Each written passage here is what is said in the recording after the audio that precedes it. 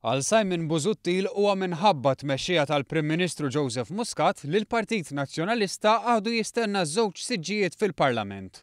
F'intervista fuq ir-radju tal-Partit Nazzjonalista, Busuttil f'attakk indirett lejn il-qorti jemmen li l-Partit Nazzjonalista missu ilu li natawlu dawn is-siġġijiet.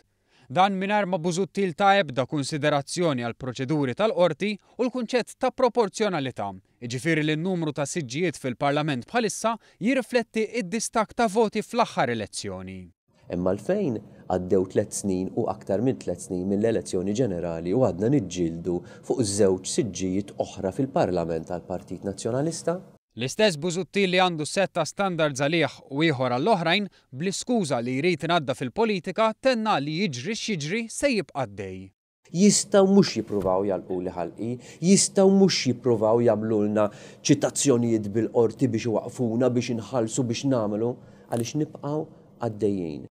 Issa wara attakk wara ieħor fuq il-korp tal-Pulizija u wara li l-Partit Nazzjonalista fi żmien gvern preċedenti għamel fattieħ, Busuttil qed jippretendi li l-ħatra tal-Kummissarju tal-Pulizija issir biss bl-approvazzjoni tiegħu. Tkellem ukoll dwar it-traffiku u qal li l-miżuri proposti short term mill-Partit Nazzjonalista intlaqgħu tajjeb.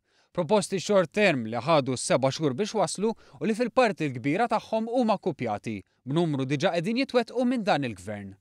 Dwar l-attakki ta' Busuttil u n-nuqqas ta' referenza għal każ ta' Tonio Fenech, reaġixxa il-Partit Laburista li qal li jrid ikollok ġilda oxra biex fil-jum li l-iktar esponent qrib tiegħek fix-Shadow Cabinet, jiġifieri Tonio Fenech, ikun għaddej investigazzjoni internazzjonali, inkluż mill-Pulizija fl-Iżvezja dwar frodi fuq il-fond tal-pensjonijiet fl-Iżvezja, Simon Busuttil joħroġ jitkellem dwar governanza u standards u jgħajjar lil ħaddieħor.